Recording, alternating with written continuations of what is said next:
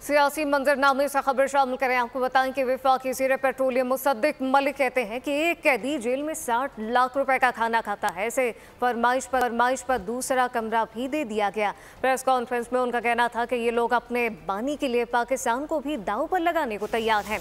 Twitter पर इदारों को निशाना बनाया जा रहा है। इनकी असम्बली के स्पीकर ने तो हमें गद्दार करार दे दिया था।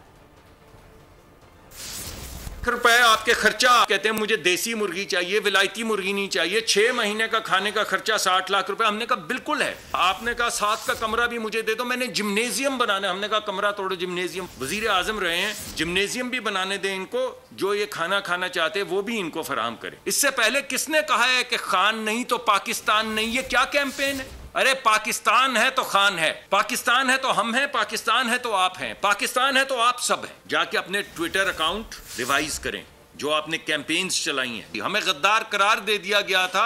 डिप्टी स्पीकर साहब ने गद्दार पूरी ऑपोजिशन को करार देकर उनसे वोट करने का हक छीन लिया था, बाज़गश्त नहीं थी।